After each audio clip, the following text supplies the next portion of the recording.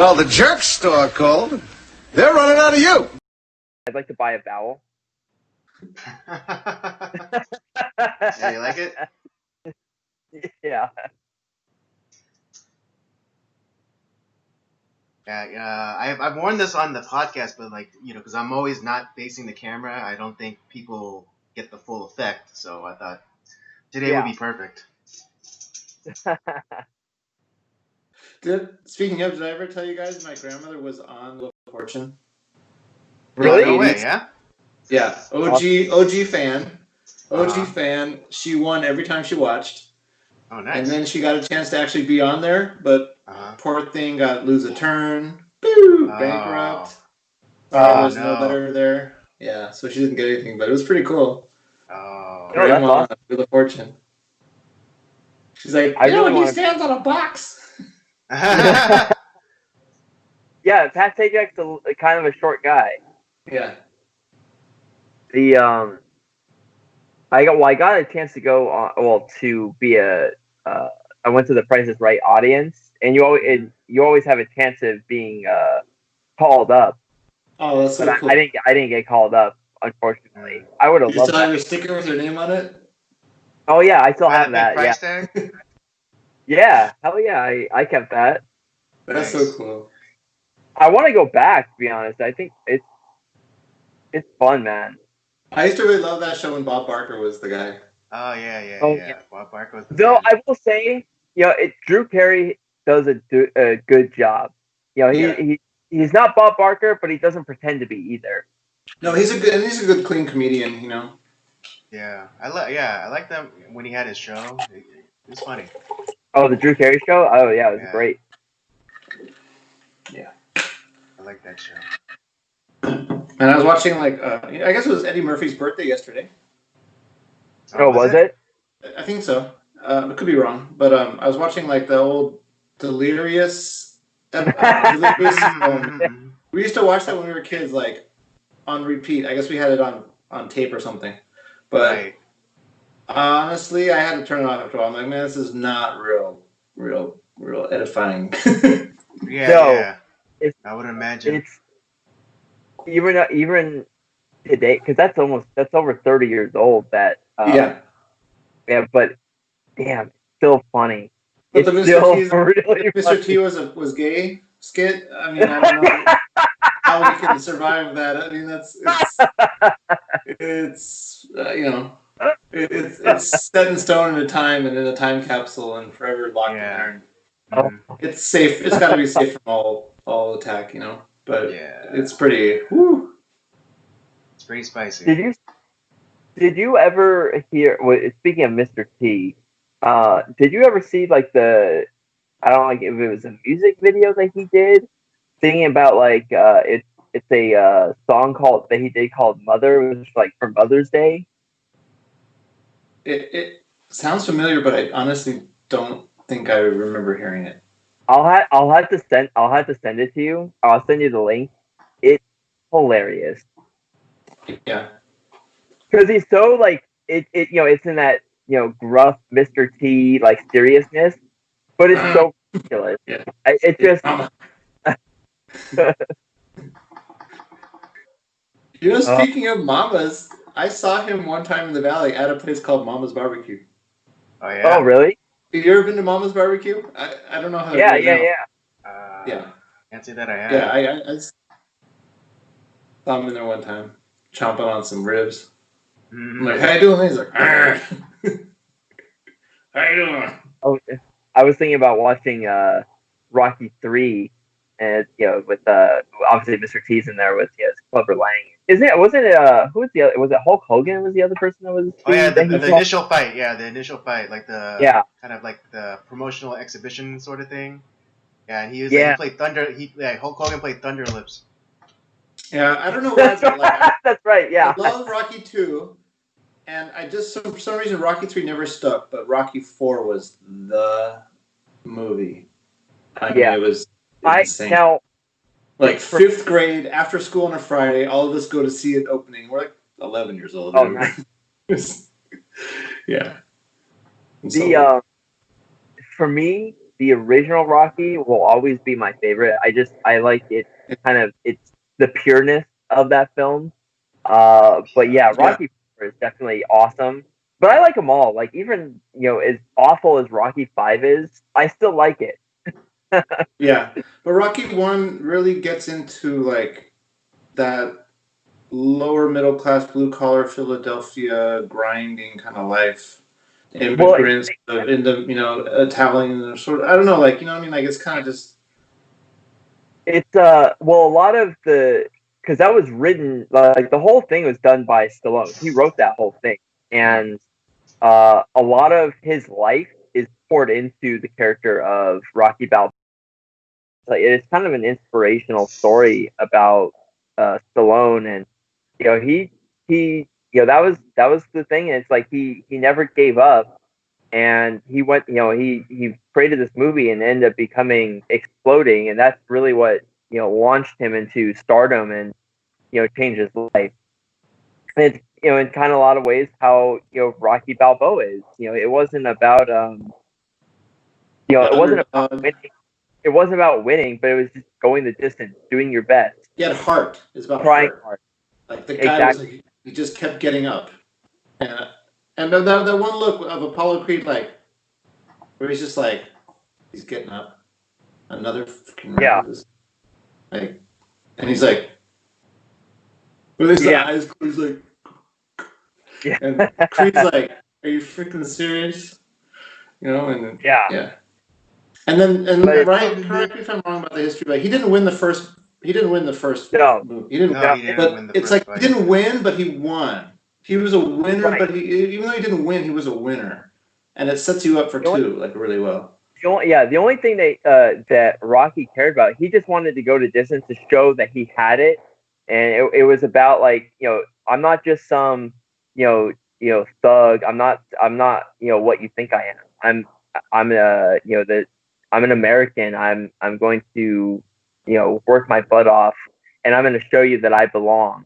Right, and if you know anything to the spotlight, a Yeah, lot exactly. of time and training and pain, and sacrifice to get to that big show and make that big play, and that's all everybody sees, but they don't see all the years and years of injuries and hard work and all that, and ups and downs.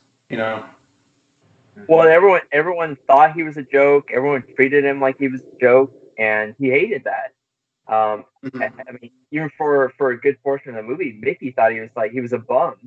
And it wasn't until like they kind of had their shouting match, you know, He's like, "Oh, kiss the chicken, kiss the yeah, rooster." yeah, But you can't kiss the rooster. Come on, Mick. I know. I mean, it's just good though, but just the process of, like you said, like he just wanted to make it there, because to make it there, you had to go through all of that to get there. Right. And win or lose the match, you're a winner just to be there. It's just you and one other guy. It's not you and 100 other guys. It's just you and the champ. So. Right. He just wanted his shot to show that what he can do, and then and so he got it. He showed everyone what he was made of, and then after that, people were able to take it or leave it as. Yeah, but I've gained a lot of respect for athletes. Like what I've learned through the jiu-jitsu guys that I've followed, that I actually train with, like some of these younger guys, and I see what they go through, what they sacrifice, and how they achieve, and the injuries that they have to overcome, and like fights they win, and then after they tell you, yeah, I pretty much had a broken rib, I didn't really want to tell anybody, and I just suffered through it, and I just, I'm just those guys are insane, and like obviously like my sport that I enjoy the most is auto racing, and those yeah, guys go through a lot too. Like yeah, there was back in what was it like '84. Ricky Rudd had this horrific crash at Daytona during one of the exhibition races, and they end up because he didn't, it back then especially if you didn't get in your ride, you might lose that ride. So what he did is he duct taped his eyes open because he got hurt so bad, like they were swollen shut, and he couldn't see. So he duct taped his eyes open. You had Dale Earnhardt, who got into a nasty wreck at Talladega and had his cracked sternum, broken clavicle, and it's like he obviously he got in the car the next week, but got out. He had a relief driver come in, but then the week after that, he set the at a road course where you're shifting, 12 to 16 times to the lap. He set not only like got the pole position, he set the track record, and then he ended up leading for 3/4 of the race. In that condition, it's like that's insane. Power of adrenaline. Yeah. Like just like adrenaline and focus and desire all combined to just, Yeah. maybe some caffeine. But yeah, it's just all these guys, like they're nuts. Or you even have like the baseball players that have one or two Tommy John surgeries, and they're still like trying to fight their way back to play the game. Or like their whole like shoulder essentially came apart, and they're getting everything to kind of put it back together so they can go back to play the game. It's sad when you see old guys have to retire. Like you see it quicker in like mixed martial arts, like MMA type stuff, like Randy Couture, Dan Henderson. They get into their mid-40s. They're trying to, and you just can't. You just can't anymore. You're getting beat. You're getting hurt. It's not safe anymore. It's like, dude, you're a legend. Hang it up. But they're only 45. It's not old, but it's old for that sport. When you got 25-year-old guys coming in just head kicking the shit out of you. Pardon my language. Yeah. But it's in every sport that you have that age where it's like, listen, it's time to call it quits. Physically, you break down. I know it. I've been training jiu-jitsu for 10 years, and I'm not the same as I was 5 years ago. Definitely not the same as I was when I first started. But thank God for the techniques, because like age-wise, power and strength, I wouldn't survive. But it's the techniques that get me through. Right. It's like you become the crafty, wily veteran that like that's kind of it. Yeah, I do a lot of baiting. Oh, come on. Come here, take this. We want this. Yeah, so a lot of serpentine. But how you guys doing? How you guys feeling? How you guys holding up? Oh, I mean, I've been working. I'm working like crazy right now. Yeah, you guys are working like crazy. You guys are getting all. You're at full speed, or even more. Yeah. It's pretty much. That's right, because we're ordering a lot of stuff that you guys are delivering through Amazon or with Amazon. Yeah, through Amazon, UPS, like through even eBay, like our own stuff. Like people are using the post office. Yeah, I got a pickup from Alabama that you guys brought me. Yeah. So you guys are. Everybody safe in your area? Like you guys aren't having a lot of. Not really. Can I introduce my theory that I've probably told to Andrew? I truly believe, and now there's news articles that are supporting this theory, that the coronavirus itself came through the LA and California area late December, early to mid-January. And when they said this really bad flu, and people were getting tested, and the doctors were like, well, it's not the flu A, it's maybe a type B. So a lot of people online were like, I think I had these symptoms, and I went to my doctor, and he said I have not the flu, but some kind of virus. And the point of this all is what they call herd immunity. The reason why California's numbers are low and staying low is because we already got it.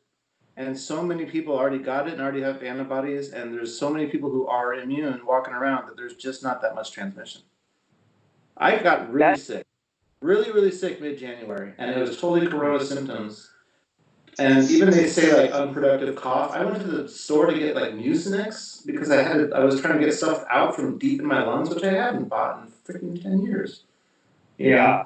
And I was waking up in sweats. I was all those symptoms. And I was sick for a good solid 2 weeks, and I don't usually get sick that long. And a few other people around were that sick. And they're like, yeah, Tamiflu's not working.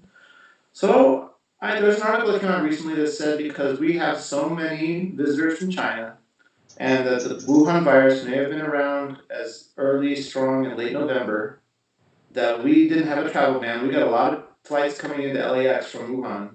We could have easily had it spread in our area.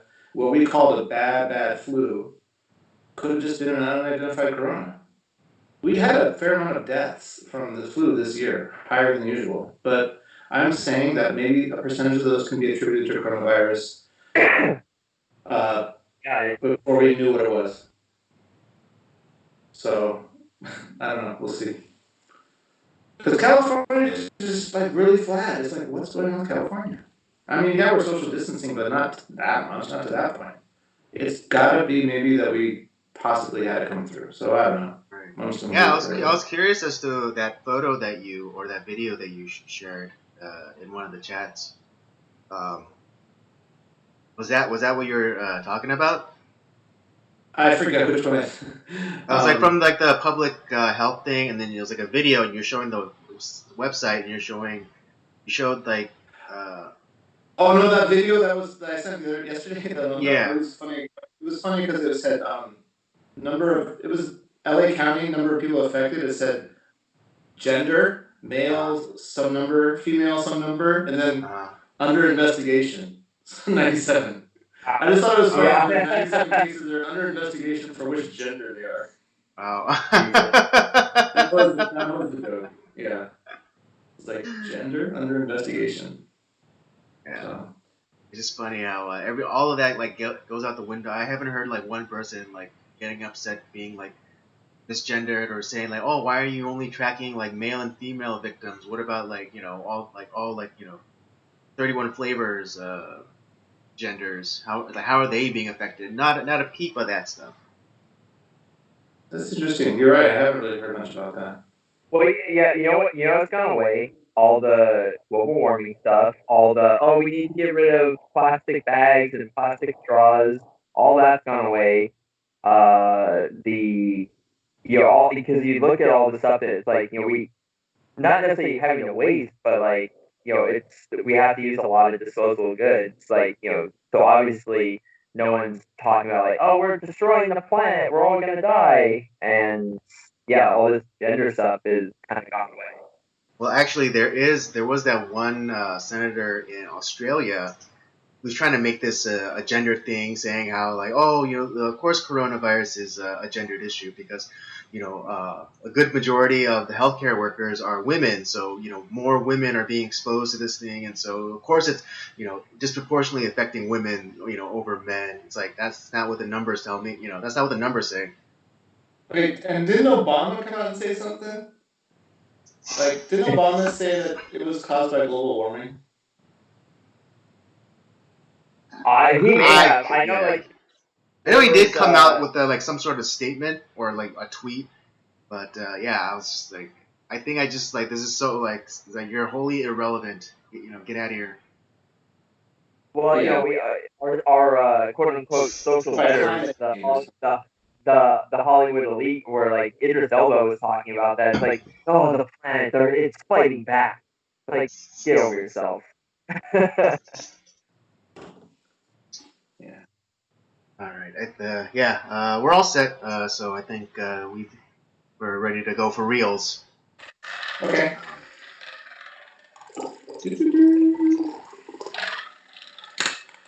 And you.